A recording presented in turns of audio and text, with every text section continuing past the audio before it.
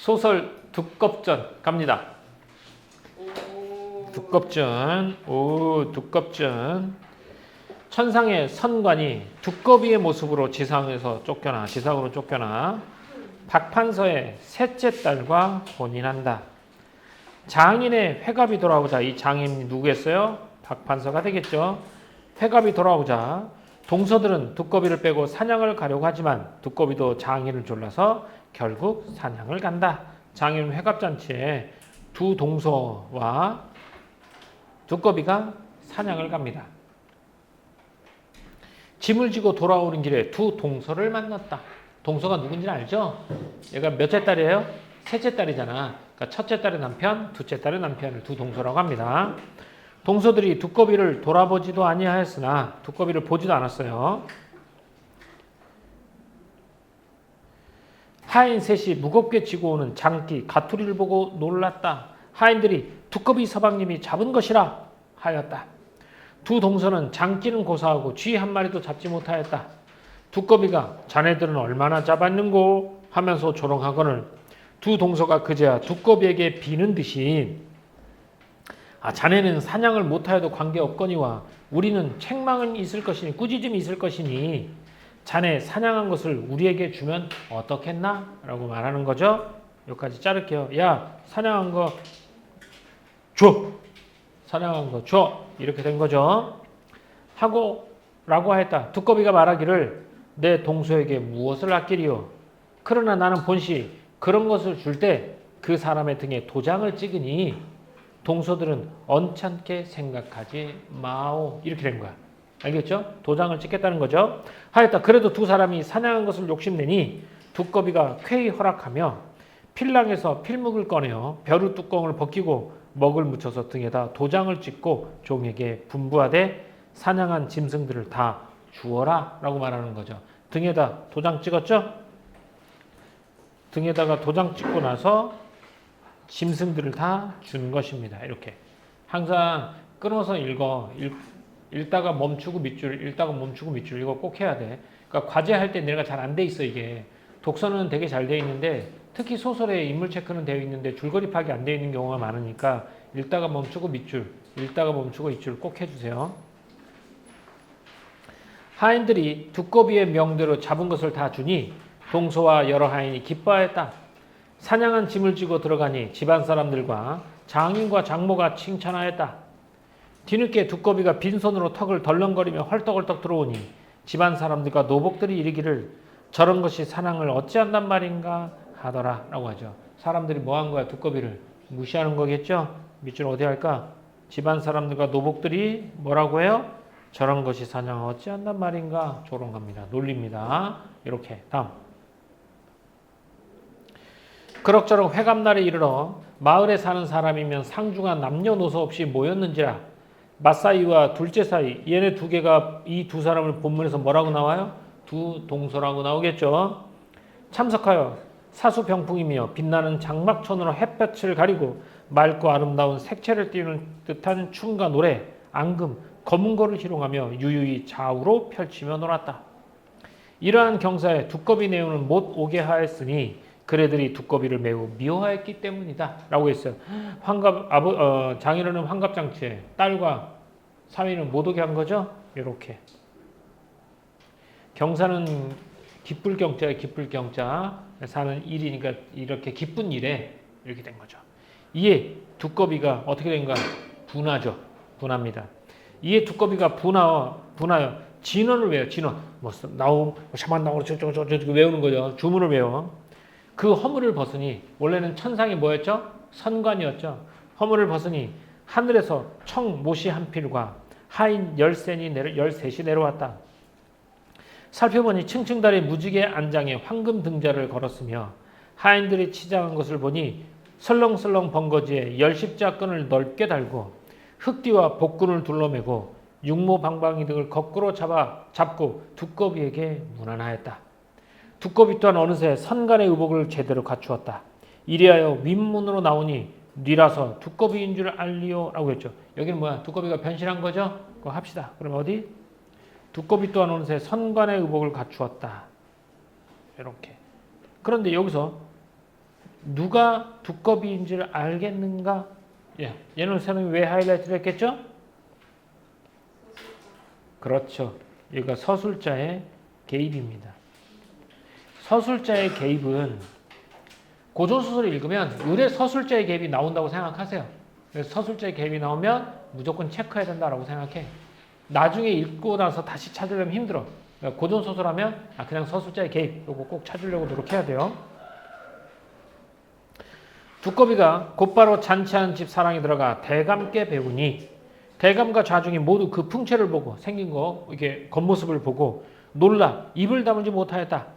대감이 말하기를 어디에 계시며 뉘댁 사람입니까? 너 사는 곳이 어디며 누구 집 사람이냐? 하니 두꺼비가 답하기를 소생은 평안도 송천부에 사는데 대대로 부린 종 두 놈을 잃고 찾지 못하였더니 소문을 들으니 이 댁에 왔다 하기로 불원천리하고 찾아왔습니다. 라는 거죠. 자, 뭘 찾으러 왔다고? 종 두 명을 찾으러 왔다라고 말하는 거죠. 이렇게 밑줄 할게요. 이 말하는 사람은 누구예요? 두꺼비. 두꺼비. 허물을 벗은 두꺼비가 되겠죠? 중략. 두 동서를 가리키며 저놈들이 나의 종이로 소이다. 저 두 놈이 나의 종이다. 라고 말하는 거야. 대감이 기가 막혀 옷을 벗기고 보니 과연 그 표가 완연한지라. 어떤 표겠어? 아까 잡은 거 주면서 등에다 도장 찍었지? 그 표가 완연한지라. 두꺼비가 호령하여 말하기를 저 두 놈을 잡아 결박하라 하는 소리가 천지를 진동시켰다. 하인이 달려들어 거행하자 두꺼비가 호령을 더욱 추상같이 하는데 뉘라서 능히 그것을 말리리요. 이것도 역시 뭐야? 서술자의 개입이야. 요거까지만 할게요. 두꺼비가 호령하기를 너희가 옷과 밥이 부족하다고 상전을 배발하고 도망하여 양반에게 장가를 들어 제법 사랑이 앉았다만 어찌 망령치 아니하리요. 또 호령하기를 종놈을 매달아 항복을 받다로 하라 하는 소리가 천지를 뒤흔 듯 하였다. 이렇게 여기는 이제 뭐라고 말하는 거야? 저 두 놈이 내 종이다. 결박하라 라고 말하는 거지. 그럼 밑줄 어디다 할래? 여기다 할까 봐요. 결박하라 이렇게. 안에서 부인이 이 말을 듣고 통곡하기를, 자 부인이 또 나옵니다. 팔자도 무상하여 딸 하나는 두꺼비 사이를 보고 딸 둘은 남의 종놈 사이를 보게 되었나. 이렇게 여기서 말하는 부인은 누가 되겠어?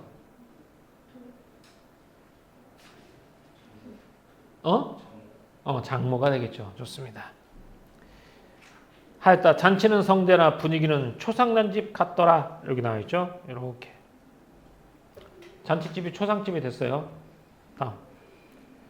이때 두 사이가 장인께 아뢰기를 저 사람에게서 한때 도장이나 표를 받은 일은 따로 없고 우리들이 지난날 사냥 갔을 때 두꺼비 동서를 만나서 이리이리 하였습니다. 라고 사실대로 인시주가죠. 두 동서가 라고 자백하였다. 놀란 대감이 급히 하인을 시켜 두꺼비 사이를 데려오라 하였다. 그러나 곳곳을 찾아도 없는지라.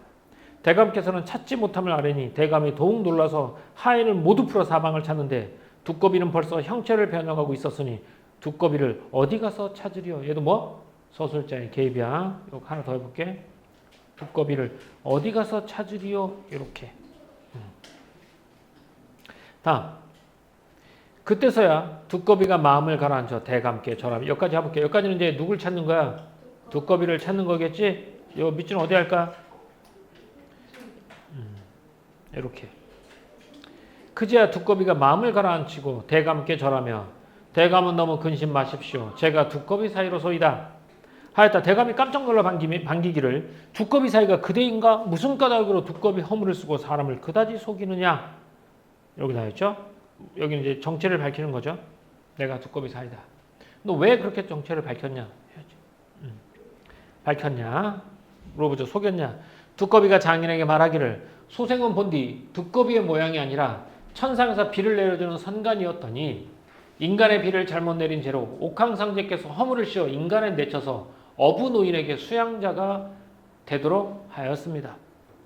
대감의 사이가 된 것은 다름이 아니라 대감께서 젊은 시절 벼슬할 때 애매한 사람을 많이 죽인 죄로 두꺼비 사이로 점지하고 자손을 없애게 한 것입니다. 라고 했죠. 여기 내려온 까닭이 나오죠. 이 대감이 젊었을 때부터 사람을 많이 죽였었나 봐. 그죠? 여기는 그러면 여기 할까 봐. 왜 이거냐면 이거에 대한 답이 여기잖아. 그러니까 여기만 해놔도 여기까지 내용은 다 포괄할 수 있을 것 같아요. 왜? 찾아서 읽을 때. 하니 그제야 대감이 즐겁기도 하고 한편 슬프기도 한 마음을 그치지 못하였다. 부인도 이 말을 듣고는 마음을 진정치 못하여 기뻐하고 칭찬하며 말하기. 이게 기뻐할 일인가? 자기 남편이 어렸을 때 사람들을 많이 죽여서 자손이 없이 하려고 두꺼비를 내보냈다는데 생긴 것만 보고 기뻐할 수 있을까? 예나 지금이나 외모지상주의. 저러한 인물로 그 흉한 허문을 쓰고 있었던가 내 딸 월성은 월성 동그라미 월성 딸 셋째 딸이죠. 벌써 알았을 것이건만 그런 말을 추호도 하지 않았으니 저런 줄 누가 알리요 하며 대단히 기뻐하였다. 저렇게나 좋은 풍채가 이 세상 어디에 있으리요 하고 반기며 좋아하니 누가 아니 부러워하겠는가. 자, 여기서도 뭐가 나와 있어? 서술자의 개입이 나와 있죠. 이렇게 부인은 철없이 좋아하죠. 선관이 두 동서를 돌아보고 말하기를 그대들이 나를 너무 업신여긴 죄로 욕을 보였노라 하였다. 뒤이어 선관이 빈 상자를 장인에게 올리고 말하기를 이것을 간수해 두면 부귀할 것이니 잘 간수하소서 하고서 뭘 하나 줍니다. 이렇게 그렇게 죄졌는데도 뭘 하나 주네요. 하고는 곧 소조를 불러 자초지종을 알렸다. 이 소조가 누굴까요? 찾아보세요. 앞에 넘겨서. 소조 누구라고 보는 게 맞겠어요? 월성, 셋째 딸이라고 보는 게 맞겠죠? 이렇게. 얼마 지나지 않아 내성병력이 진독하면서 천상에서 옥으로 된 가마가 내려오거늘 선가지 장인 장목께 정이 섭섭하오나 천명을 이기지 못하고 천상으로 올라가니 어찌할 도리가 없습니다. 만수무강마십소 하였다. 이렇게 하고 이별하게 된 내용이죠. 별 내용 있나요? 별 내용 없죠? 되게 간단한 내용이죠. 처음에 이제 두꺼비의 허물을 쓰고 선관이 내려와 삽니다. 두 사위에게 무시를 당하죠. 그래서 도장 찍죠. 잔치 됐죠. 잔칫날 초대 못 받죠. 빡쳐서 개교를 짜죠. 가서 회갑잔치를 난장판을 만들죠. 그리고 그 까닭을 다시 얘기해 주죠. 그리고 하늘세계로 다시 올라가는 것이 되겠습니다. 이렇게. 자, 윗글에 나타나는 서술상의 특징으로 적절한 것 가볼게요. 섬세한 배경묘사를 통해 작중 상황을 희화화하고 있다. 여기 희화화가 홍서가 희화화가 뭐죠? 네, 우스꽝스럽게 표현하는 것. 이걸 우리는 희화화라고 표현하고 있습니다. 이 작품에서 우스꽝스럽게 묘사된 부분이 있나요? 우스꽝스럽게 묘사된 부분이 있어요? 한번 찾아보시고요. 만약에 있다면 그 부분에서 섬세한 배경 묘사가 있는지 봐야 되겠지? 얘는 없으니까 X. 시간의 역전을 통해 인물의 심리 변화를 보여주고 있다라고 했는데 이거 시간의 역전 같은 경우는 어떻게 보냐면 밑줄 줄거리 부분만 읽어보세요. 그리고 현재에서 과거로 넘어간 부분이 있는지 그런 부분이 없으니까 얘도 틀렸고 대화를 통해서라는 말은 대화는 큰 따옴표를 통합니다. 인물의 대화예요. 큰 따옴표를 통해서 이전에 일어난 사건의 정황을 드러내고 있다. 얘는 어때요? 큰 따옴표 속에 지금까지 있었던 일을 전해주는 거야. 있나요? 줄거리 훑어보세요. 자꾸 눈으로 봐. 야, 어차피 중요한 부분 줄거리를 다 했어. 큰 따옴표 안에 지난 이전에 일어난 사건의 정황, 실은 여차여차해서 이렇게 됐습니다. 이게 인물의 대화를 통해서 드러낸 부분이 있냐 이거야. 있어 없어? 승우야 있냐 없냐? 어디 부분이냐? 그래 내가 원래는 선관이었는데 이러저러해서 이렇게 해서 이렇게 됐다라고 해서 일어난 사건의 정황을 드러내고 있잖아. 항상 문제 풀 때 가장 조심해야 될 게 아무리 공부를 많이 하고 연습을 많이 해도 이거 읽어보고 문제 풀 때 생각하면서 푼다? 이거 안 돼. 야 어느 누가 이걸 한 번 읽고 완벽하게 기억하겠어. 안 된다고. 그러면 무조건 찾아봐야 돼. 조금만 이상하면 줄거리 보고 조금만 이상하면 어디 위치인지 찾아보고 이런 거 해야 돼. 그러면 문제가 오히려 쉽게 나온다니까. 그러니까 우리가 본문을 넘어가서 찾지 않는 이유는 첫 번째 찾을 수가 없는 거야. 왜? 본문의 구조화가 안 돼 있으면 못 찾아. 첫 번째 못 찾는 거야. 두 번째는 비슷한 맥락이지만 내가 찾을 수 없다고 생각해. 찾을 수 없을 것 같다고. 근데 그건 연습을 안 해봐서 그래. 구조화 됐다면 넘어가서 보면 쉽게 찾을 수 있어. 그 다음에 세 번째, 게으르고 귀찮아서. 나 아니어도 누가 찾아주겠지. 아, 선생님 왜 자꾸 찾으라 그래? 지가 찾으면 되지. 이런 것들. 아니다. 실력 안 는다. 다음. 꿈과 현실의 교차를 통해 꿈 현실 안 나옵니다. 현실 세태와 자연물 당시 사회상을 비판하고 있다라고 했는데 이 당시에 사회상 비판 나옵니까? 여기서 비판하는 건 누굴 비판하는 거야 결국은? 장인 장모 어리석은 두 사위 이렇게 되겠지. 사회상 당시 사회상이라고 말하면 시대 문화적 배경이야. 야 어느 시대인지도 정확하게 모르는데 이 시대적 배경을 어떻게 비판하겠어요? 틀렸죠. 답은 3번이 되겠습니다. 다음 28번. 공간 중심이에요. 본문에서 봐야 돼요. 이것만 보고 풀 생각 꿈에도 하지 마세요. 기억, 길입니다. 본문에 길 나와 있나요? 없나요? 본문에 길 나와 있어? 없어? 나와 있죠? 그 길에서 어떤 일이 벌어집니까? 두 동수한테 뭘 주고 사냥한 걸 주고 등에다 도장 찍는 거죠. 생각하고 넘어가. 윗문 보세요. 윗문 들어가기 전에 뭐 합니까? 허물을 벗죠. 허물을 벗지. 이렇게. 그리고 나서 허물을 벗고 나서 집으로 잔치집에 들어가지. 그 다음 천상 어떻게 합니까? 마지막에 다시 하늘로 올라가지. 이렇게야. 그러면 일단 얘는 필요 없어 이제. 얘는 필요 없단 말이야. 봐서 뭐해. 본문에 다 나와 있는 건데. 그래서 기억이 어디라고? 자, 길 가봅시다. 길 여기 나와 있잖아. 본문 안 봐도 돼. 이게 앞에서 길 보고 앞뒤 보고 나서 바로 선택지로 보는 거야. 자, 가보자. 길. 두꺼비는 동소들의 부탁을 들어주고 있다. 맞습니까? 예. 본문에서 손을 껴. 기억 있는 데다. 이렇게 놓고 이렇게 봐. 이렇게. 항상 봐야 되니까. 니은 윗문이죠. 윗문 안쪽에서 분노한 두꺼비는 하인들을 불러서 기억에서 있었던 일에 대해 문책하고 있다? 아니 저기서 기억에 있었던 일에 대해서 문책하고 있습니까? 두꺼비 하인들을? 아니죠. 두꺼비가 분노해서 뭐합니까? 허물을 벗는 장면이지. 틀렸잖아. 넘겨보면 돼. 니은에서는 디귿으로 이동한 두꺼비를 니은에서 디귿 집으로 갔죠? 변신하고 나서 대감은 자신의 사이라고 인식하지 못하고 있다. 나가자 뭐라고 너 어디서부터 왔으며 누구 집 자세냐라고 물어보잖아. 그러니까 몰랐으니까 물어보는 거겠죠. 자, 디귿에서 두꺼비 부인 있죠. 장모 겁나 좋아하죠. 기뻐하죠. 그렇게 구박하더니 두꺼비에 대한 생각을 바꾸게 되죠. 태도를 바꾼 거죠. 디귿에서 천상으로 가기 전에 두꺼비는 장인에게 간직할 물건을 주고 있다. 맞죠? 나중에 부귀하게 될 것이다 라고 말하죠. 다음 몇 번? 2번. 그러니까 얘는 이거 있다고 해서 이것만 보고 뭔가 봐라. 기억, 길, 무슨 일이 있었지? 니은, 위문, 무슨 일이 있었지? 이렇게 생각하면 다 틀린다고. 기억, 길, 넘어가서 니은, 넘어가서 이렇게 자꾸 넘어가야 돼. 우리 그거 알잖아. 그 수능의 절대 원칙. 누구나 다 알고 있는 거. 내가 앞에만 얘기하면 니네도 얘기할 수 있는 거. 모든 답은 어디에 있다? 그래. 모든 답은 지문에 있다는 거 다 알지만 답을 자꾸 어디서 끄집어내? 머리에서 끄집어내잖아. 그래서 실수하는 거야. 그리고 그것도 자꾸 안 찾아 못하면 잘 못 찾아. 계속 찾아야 돼. 그래 구조하고 찾고. 그러다가 글 읽으면서 잘 안 찾아져. 그럼 어떻게 하면 좀 더 글을 더 쉽게 찾을 수 있도록 글을 구조하고 잘 읽을 수 있을까? 이런 걸 생각하는 거야. 그러다 보니까 읽어서 끊어서 밑줄 긋고 자꾸 밑줄 긋고 독서에서는 중심 문장 찾고 그 글을 구조하고 이런 거야. 왜? 좀 더 수월하게 찾기 위해서. 자, 여기까지 답이 나왔죠? A, B에 대한 설명으로 가장 적절한 것 했습니다. A는 뭡니까? 도장. 이거 봐. 내가 A는 뭡니까? 라고 말하는데 나 쳐다보고 있잖아. 빨리 얘기해. 니네가 찾아야 돼, 다. 나는 이거 잘 풀어. 잘 알아.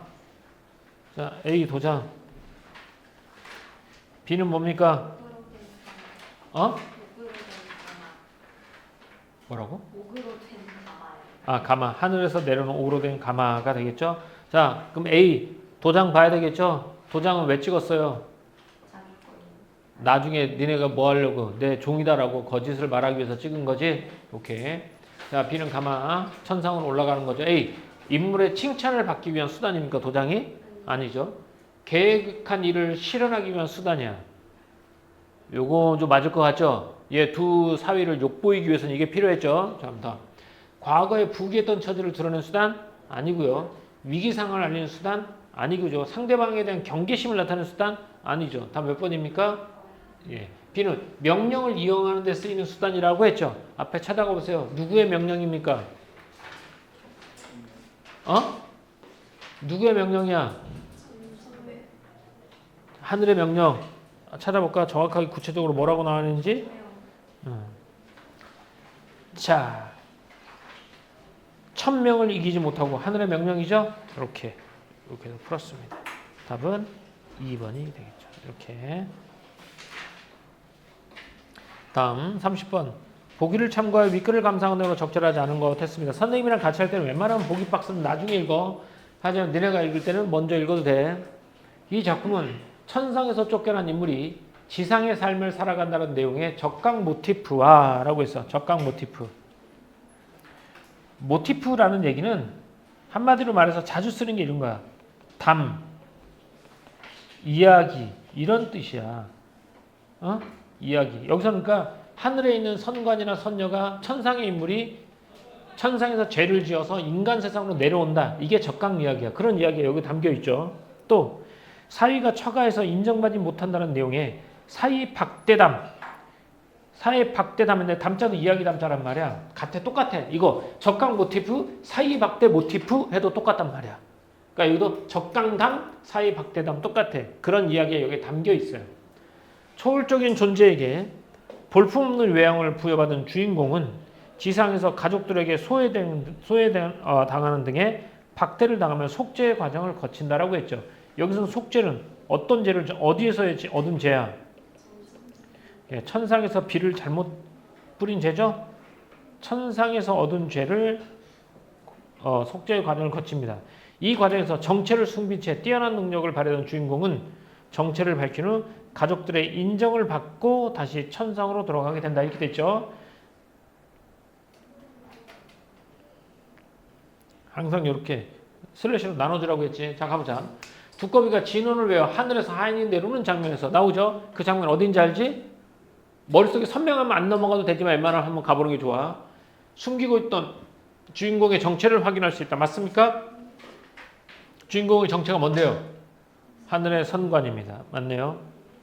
부인이 마음을 진정치 못하고 두꺼비의 외양을 언급하는 장면에서라고 했지. 여기는 다운표다는 그 장면 가봐야죠. 그 장면에서 부인이 두꺼비의 외양을 언급하면서 뭐해? 참으로 잘생겼다, 멋지다 이렇게 좋아하지. 이거 가족들에게 인정받는 모습을 확인할 수 있다. 맞습니까? 예, 맞네요. 회감날 두꺼비 내를 못 오게 하는 장면이지. 그러면 가족 구성으로부터 박대를 당한 주인공의 모습 맞습니까? 네. 동서들에게 자신이 사냥하는 것을 주는 장면에서 라고 나와있죠. 속죄를 위해 뛰어난 능력을 발휘하는 주인공. 이게 속죄를 위해서요. 속죄는 뭐라고 나와있죠? 박대 당하는 것 자체가 속죄라고 했지. 얘는. 그리고 뛰어난 능력을 속죄를 위해서 얘는 X. 다음 두꺼비가 장인에게 자신에 대해서 이야기하는 장면에서 지상의 삶에 대한 이유가 나와있죠. 뭐라고? 비를 잘못 뿌려서라고 나와있죠. 이렇게. 다음 몇 번? 4번이 되겠습니다. 좋습니다. 다음 요거는 선생님이 안 하고 그 다음 거 먼저 할게요.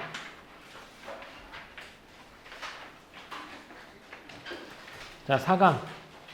약간은 좀 드문 글이죠. 예전에는 이것도 간간히 나오는데 요즘은 출제 빈도가 약간 줄어들었어요. 독서 지문하고 문학 지문이 섞여 나오는 거야. 그러니까 쉽게 말하면 얘는 뭐라고? 보기 박스라고 봐도 돼요. 보기 박스를 미리 본문에다 붙여놓은 거야. 읽어보자. 인간은 각자 정해진 운명이 있고 초월적인 힘에 밀려 자신의 의지나 노력으로도 그것을 바꿀 수 없는 삶이 있다고 믿는 가치관을 뭐라고 한다? 운명론적 세계관이라고 한다. 시에서 화자는 각기 다양한 시적 상황에 처한 상황에 따라 저마다 다른 생각과 행동을 보여준다.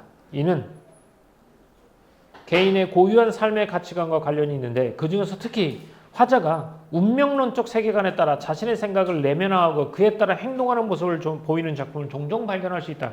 여기서는 운명론적 세계관에 따라 행동하는 모습을 보이는 작품을 종종 발견할 수 있대요. 아래의 두 작품은 운명론적 세계관이 나타나 있지만 각각의 화자가 현재 자신의 삶을 운명으로 받아들이는 태도에는 미묘한 차이가 있다라고 했지. 그럼 여기에 나와 있는 내용은 뭐겠냐? 여기 되겠죠. 각각의 화자가 현재 자신의 삶을 운명으로 받아들이는 태도, 운명으로 받아들이긴 하는데 그 미묘한 차이가 있는 두 작품이죠. 결국 두 작품 모두 어떤 세계관을 바탕으로 하고 있어요? 운명론적 세계관을 바탕으로 하고 있다. 되겠지.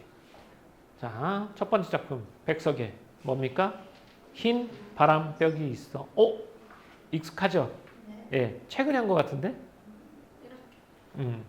이렇게 시험 보면나 이게 EBS? 중간 때였나? 흰 바람벽이 있어요. 좀 더 쉽겠죠? 아는 작품이니까 한번 빠르게 읽어보세요. 읽어보고 선생님이 질문할 거 던져봐야지. 시는 이게 논리적인 흐름이 아니라 시간의 흐름도 아니기 때문에 목적의식이 분명해야 돼요. 화자는 누구고 화자가 현재 어떤 상황이고 그 상황에서 어떤 생각과 어떤 반응을 보이고 있는지 이걸 먼저 찾아보는 거니까 편하게 읽어보세요.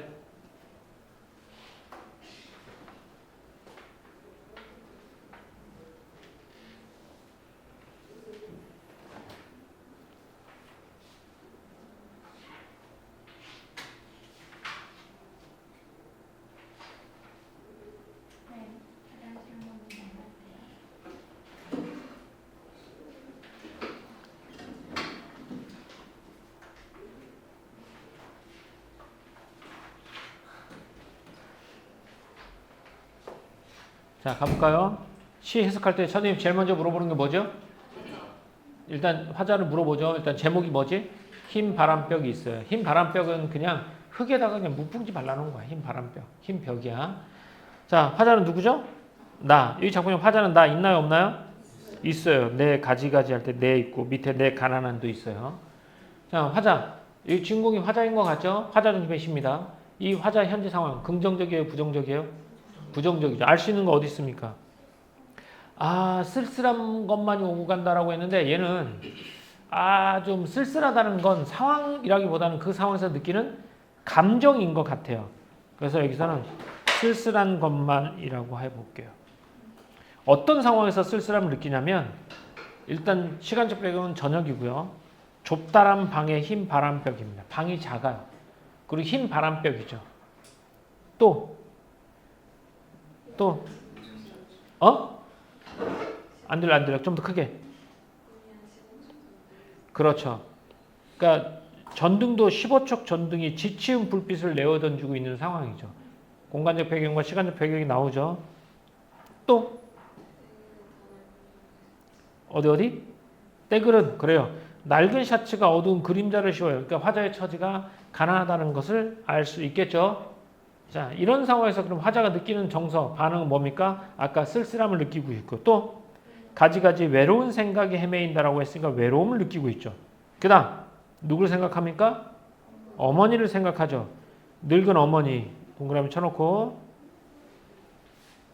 늙은 어머니가 이렇게 하고 있을 것이다 라고 생각하고 있습니다. 또 누구를 생각합니까?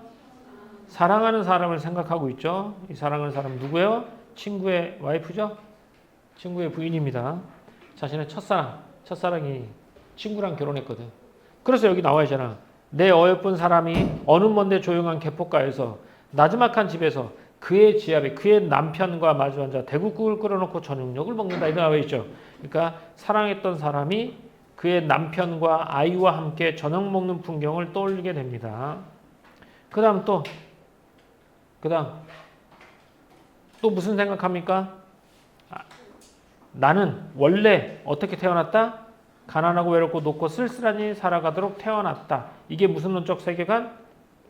이게 운명론적 세계관이야. 나는 원래 이렇게 이렇게 하도록 태어난 거야. 이렇게.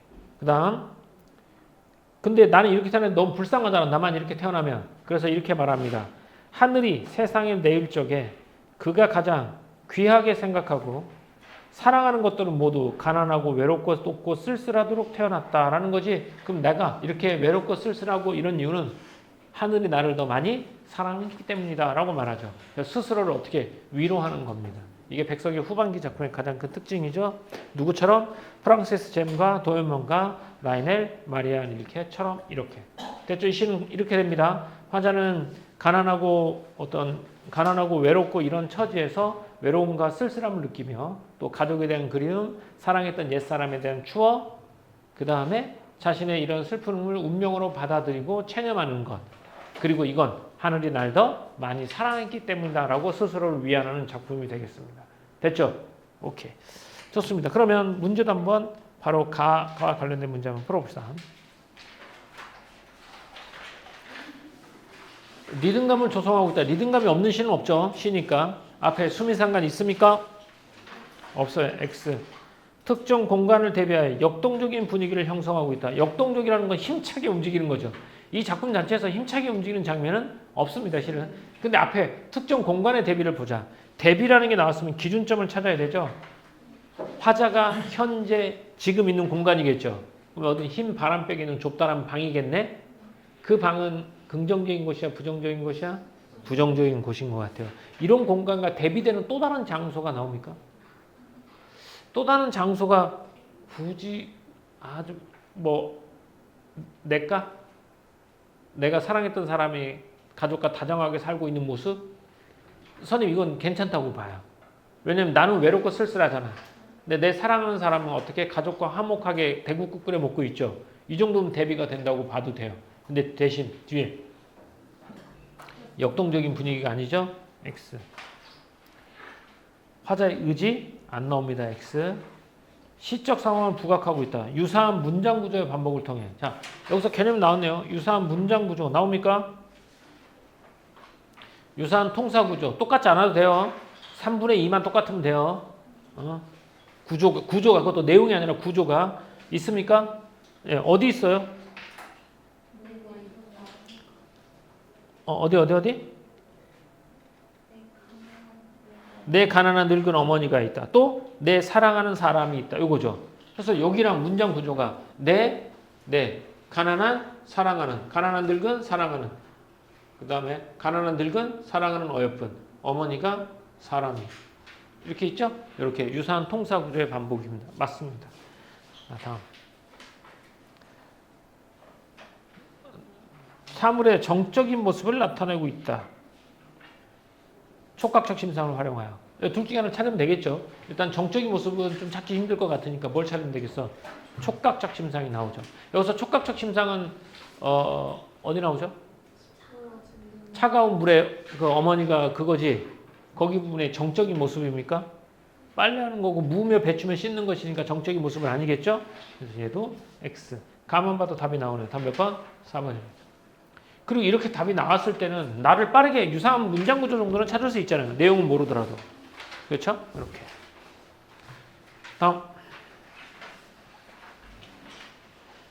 가에서 A2에 대한 설명으로 적절하지 않은 것 했어요. 요거 A 한번 볼게요. A는 어떤 장면입니까? A. 선생님도 같이 한번 볼게요. A. 이렇게 펼쳐놔봐. A. 좁다란 바람벽에서 쓸쓸한 것이 오고 간다라고 외로움과 쓸쓸함을 느끼고 있는 곳이네요. 좁은 곳에서. 화자는 외부의 사물을 응시하던 화자의 시선이 내면으로 이어지고 있다라고 했네. 그럼 시선이죠. 화자가 바라보고 있는 외부의 시선은 뭐가 되겠습니까? 흰 바람벽, 시본적 전등이 지춘 불빛, 때그는 낡은 무명 셔츠. 그 다음에 어디로 나와요? 내 가지가지 외로운 생각에 헤매인다라고 나와있죠. 그러니까 여기도 뭐가 돼? 시선의 이동으로 이어지고 있습니다.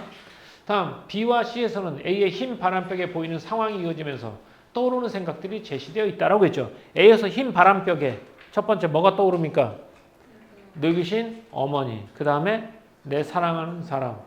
떠오르는 생각도 정리하고 있죠. 맞네요. 다음 BC에서 나타나는 소외된 사람들에 대한 연민. BC에서 나타나는 건 일단 첫 번째 어머니죠. 가난한 어머니. 이게 소외된 사람들. 뒤에 내 사랑하는 사람, 소외된 사람들. 이건 확실히 아니죠. X. 자, 다음. 답은 3번이 되겠죠. 뒤에서 지나가던 글자들이 뭐라고 말합니까? 나는 이렇게 살도록 뭐하러? 태어났다라고 나와있죠. 깊은 사랑 속에 뭐 살겠다고 나와있죠.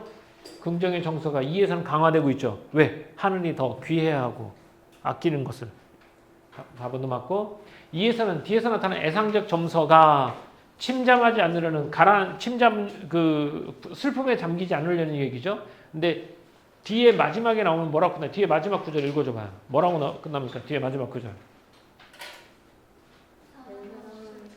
그래요. 하늘이 이 세상을 내일 적에 그가 귀해하고 사랑하는 아닌데 이건 인데 D 사랑으로 슬픔으로 가득 찬다라고 나와있지. 그런데 슬픔으로 가득 찬 걸 더 가라앉게 하지 않았어요. 뒤에서는 하늘이 더 날 사랑했기 때문이다 라고 말하죠. 그래서 이런 심리적 태도 드러나 있습니다. 다음 몇 번? 3번. 좋아요. 나 작품. 있으니까 이거 한번 읽어보고 갑시다.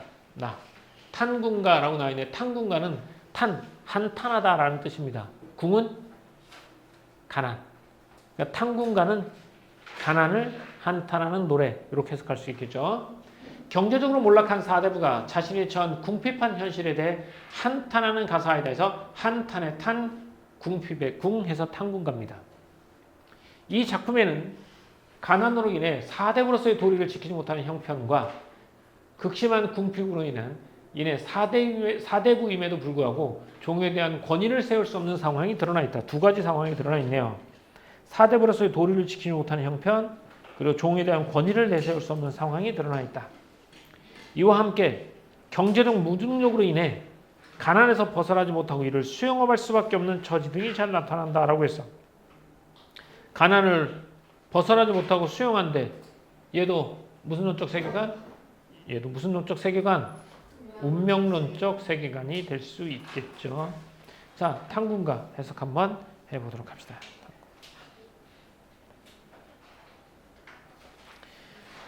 가사는 길이가 길어요.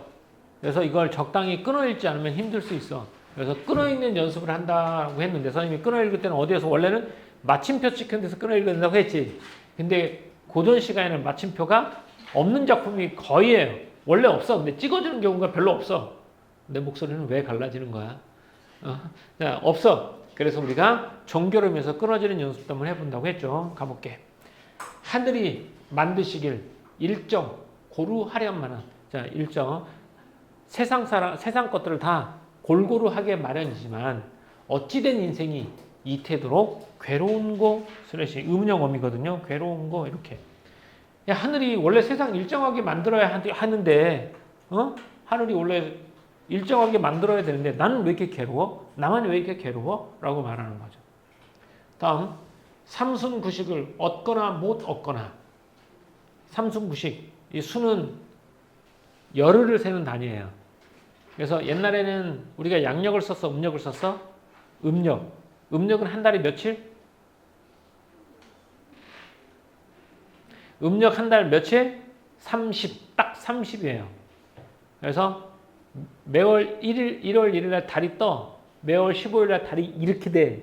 매월 금음에 달이 사라져. 달을 기준으로 하니까. 그래서 15일, 보름은 보름달이야. 그래서 15일이란 말이야. 한 달을 기준으로 가요. 30일이야. 그래서 초순, 중순, 하순이에요. 10일 단위로. 초순, 처음 열흘. 중순, 중간에 열흘. 하순, 마지막에 열흘이야. 그러니까 순이라는 말은 열흘의 단위예요. 그럼 삼순이 며칠이에요? 30일이 되겠지. 30일에 밥을 몇 끼를 먹는 거야?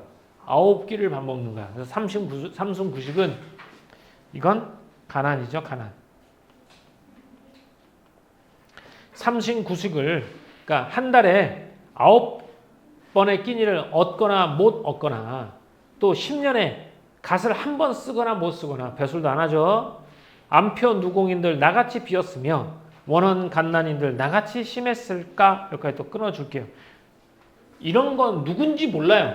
하지만 이 사람들보다 내가 더 어떻다는 거야. 내가 더 비었고 내가 더 가난이 심했다라고 말하는 거지. 이렇게.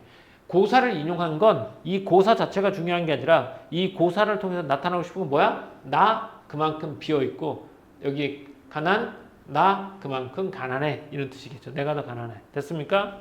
그 여기서도 뭐 이렇게 나와있죠. 그래서 종교론에서 이렇게 끊어주는 연습을 해야 돼요. 그래야지 고전 시간을 좀 더 편하게 읽을 수 있어요. 다음. 봄날이 더디 천천히 흘러 뻐꾸기가 보채거늘. 뻐꾸기가 보채입니다. 뻐꾸 일하러 가. 뻐꾸 농사 지어야지. 뻐꾸 좋죠. 보채는 거야. 그래서 동편 이웃에 따비를 얻고 서편 이웃에 뭘 얻어? 호미를 얻어요. 그러니까 따비가 뭔지 모르잖아. 근데 따비를 얻고 뒤에 뭘 얻어? 호미를 얻었지. 호미는 뭔지 알지? 호미가 뭐 하는 거야? 농기구지. 그럼 이 따비도 뭐라고 생각할 수 있겠어? 농기구인 거야. 근데 동편 이웃에 서편 이웃에 따비 호미 얻고 뭐야 반복? 유사한 대구도 되고 유사한 통사구의 반복이 되죠? 1번의 답 4번이죠. 그래서 4번이 맞나 그게? 유사한 통사구의 반복이? 3번? 4번. 자, 호미를 얻어서 집안에 들어가 씨앗을 마련하니야. 봄에 씨앗을 마련해서 파종을 해야 되잖아. 마련하니 올볕이 한 말은 반 넘어 뭐가? 쥐가 먹어버렸고 기장, 피, 조, 팥 얘는 잡곡들입니다. 얘네들도 서너 대 심었어요. 그런데 춥고 배고픈 식구 이리하여 어이 살겠는가 이렇게.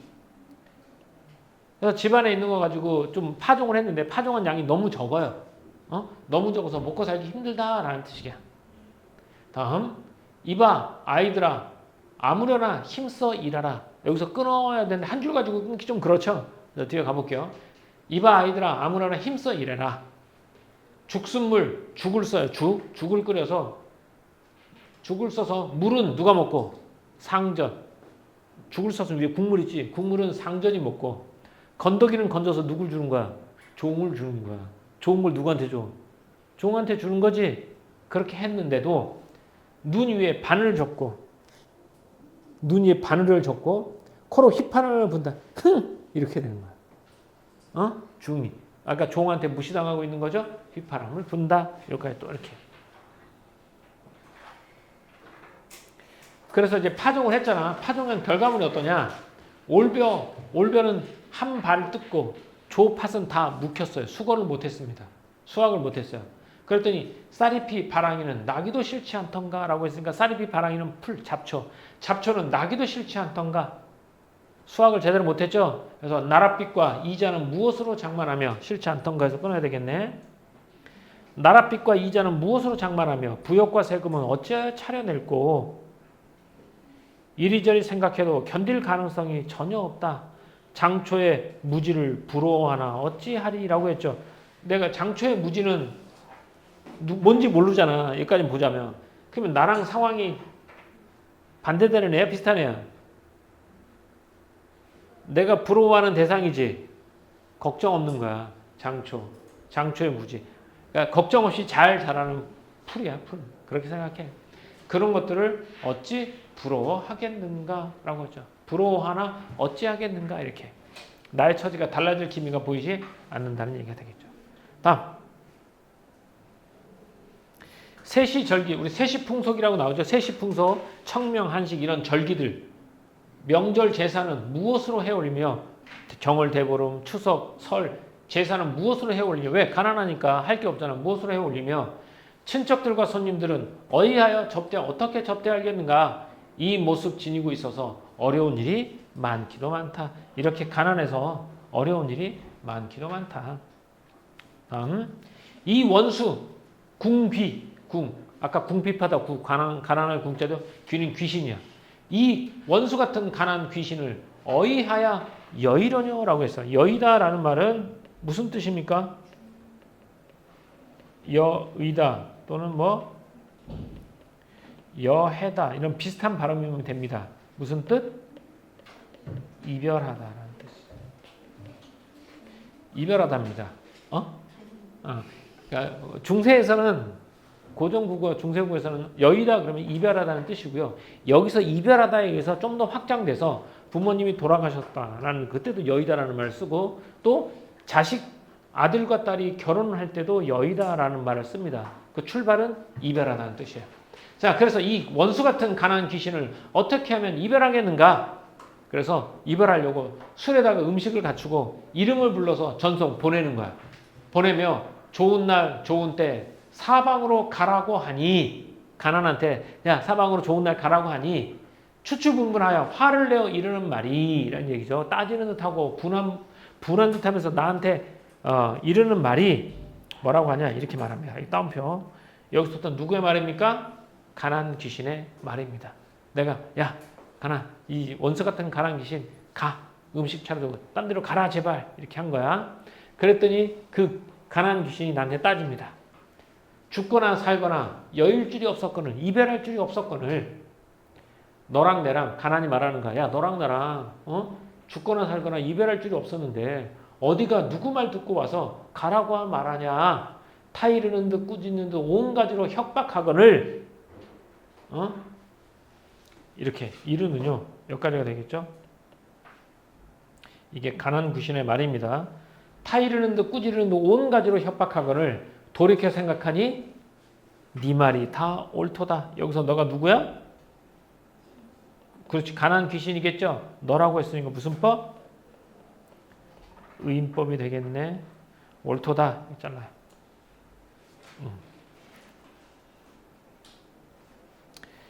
무정한 세상은 무정한 세상은 다 나를 버렸는데 너 혼자 신이 있어서 너는 누구라고요? 가난 귀신이죠. 너 혼자 신이가 있어서 가난 너만 나를 안 버렸어. 세상은 다 버렸는데 억지로 피하며 잔꾀로 이별하겠는가 이런 뜻이겠죠. 가난을 뭐 하겠다? 받아들이겠습니다. 하늘이 만든 인의 가난. 하늘이라는 말이 나왔으니까 이는 운명이겠죠. 하늘이 만든 인의 가난을 설마 한들 어이하겠는가? 빈천도 내 분수이니 서러워해서 무엇 하겠는가? 이렇게 됐죠. 해석 됐습니까? 자, 앞에서 한번 읽어봐요. 눈으로. 해석 안 되는 부분 물어보도록 하고요. 적당히 끊어놨지? 네, 끊어서 읽으면 좀 더 쉽게 해석할 수 있습니다.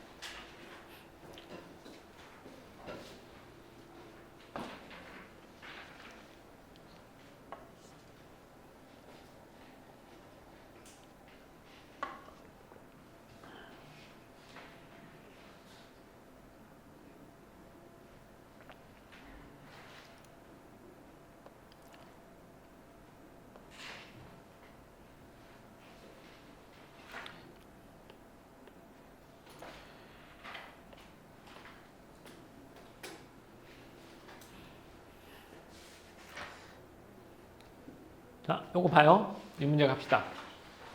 죽순물은 상전을 먹어요. 그죠? 건더기는 종을 주지. 농사일로 종의 눈치를 보는 몰락한 사대부의 처지. 맞습니까? 맞아요? 네, 종의 눈치 보죠. 맛있는 거 종 주죠. 근데 종도 나한테 콧방귀 끼죠. 세시절기 명절 제사는 무엇으로 해 올리며? 라고 있어. 사대부로서 도리를 다하지 못하는 현실에 대한 한타. 맞습니까? 네. 이 원수 가난 귀신을 어이하여 이별하겠는가 해서 가난한 상황을 미리 대비하지 못한 무능하면서 오는 자괴감입니까? 아니죠. 이거 틀렸네요. 무정한 세상을 다 나는 버리거늘 해서 힘겨운 경제적 상황을 타개해 나갈 수 없는 비관적 현실을 다 버렸으니까 빈천도 내 분수이니 서러워해서 무엇 하겠는가? 궁핍한 현실을 체념적으로 수용하는 것이겠죠. 맞네요. 다음 몇 번? 3번이 되겠어요. 좋아요. 다음. 기억 뭐죠? 크게 얘기해봐. 오늘 저녁. 오늘 저녁에 흰 바람벽에 뭐가 지나가긴 하죠. 니은은 뭡니까? 봄날. 이 봄날에 농사 지려고 했더니 가난은 처지만 현실만 느끼게 되는 거죠. 자, 기억. 내적 성찰이 이루어지는 공간. 맞습니까? 이 성찰이라고 말하면 니네가 오해할 수 있는데 성찰과 같은 말이 반성입니까? 아닙니다. 근데 왜 자꾸 착각하냐면 반성을 하려면 성찰이 있어야 되기 때문에 그래. 근데 성찰한다고 해서 무조건 반성하는 건 아니고 성찰은 자신의 지난 날을 되돌아보거나 자신의 내면을 깊이 있게 살피는 거거든.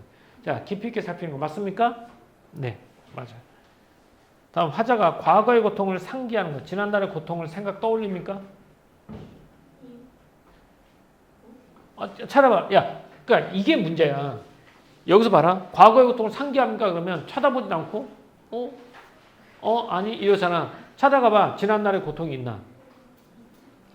분명한 근거가 있어야 돼. 문학에서는. 근거가 없으면 절대 안 돼. 자, 지난날에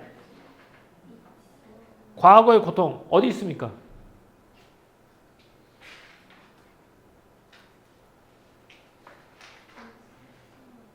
있어? 없어요. 없습니다. 화자가 단절감을 경험, 고향에 대한 추억 X, 가족에 대한 애틋함 누구겠니? 가족. 엄마? 요렇게만 해볼까요? 니은, 봄날이라고 했죠? 봄날만 그냥 하고 넘어가지 말고 봄날 앞에 생각해봐요. 봄날 뻐꾸기가 보채서 여기저기 농기구 갔다가 파종을 했는데 심은 게 거의 없지, 별로 없죠? 그래서 가난한 우리 식구 어이하겠는가 이렇게 말하는 부분이야. 화자의 절망감이 심화됩니다. 맞습니까? 네. 가족에 대한 상실감을 느끼는, 누가 죽었나요? 아니죠? X. 다음 몇 번? 1번. 이렇게.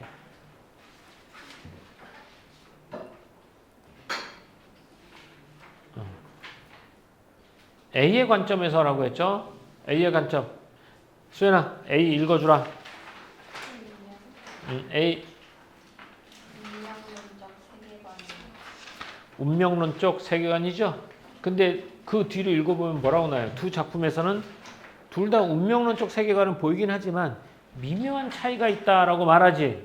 그렇지? 자, 넘어가 봅시다. 넘어가 문제 가보자.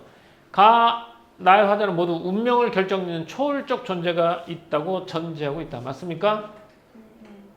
가에서는 어디 부분이죠? 가에서는 하늘은 그지? 초월적. 나에서는 하늘이 준 인의 운명이라고 말하죠.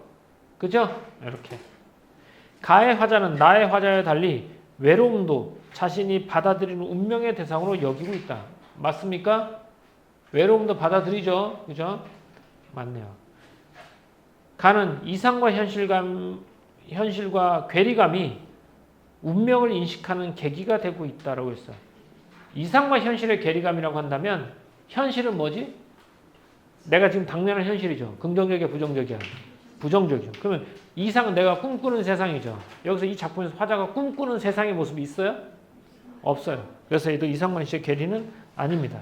그리고 운명을 인식하게 되는 계기는요, 현재 자신의 외로운 처지죠. 다음. 화자는 타인과의 동질감에서 운명적 삶에 대한 위안. 운명적 삶에 대한 위안은 어디 나오죠? 하늘이 나를 사랑하는 사람 나 이렇게 만들었다라고 말하지. 그치? 누구처럼? 도연명과 프랑시스 잼과 마리아 릴케. 릴케 이게 나와 있죠? 동질감 이렇게 만나. 자, 나가볼게요. 나의 화자는 사람들의 운명을 고르게 타고나야 한다고 인식하고 있다. 맞습니까? 예, 일정을 고려하려면 하늘도 사람들 일정을 골고루 했어야지 라고 말하는 걸 통해서 알 수 있어요. 이렇게 근거를 다 찾아 나가야 돼.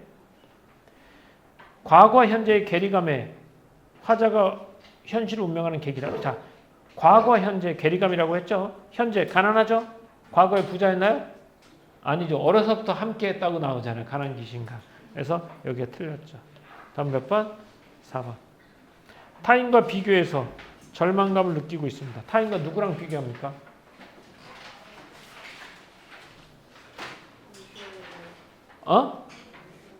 암표 누공과 원헌간난 나와 있죠? 이렇게. 좋습니다. 그렇게 다 찾아. 그러니까 문학은 뭐 느낌이고 감상이다 이렇게 말하는데 문학은 느낌이고 감상이기 때문에 사람마다 생각이 다를 수 있어. 그래서 오해가 생길 수 있단 말이야. 그래서 문제 낼 때도 근거가 더 명확하고 깔끔한 것만 내. 근데 근거가 명확하고 깔끔하다는 얘기는 다 그게 어디에 있다? 본문에 있다. 이렇게 보는 거지. 됐나요?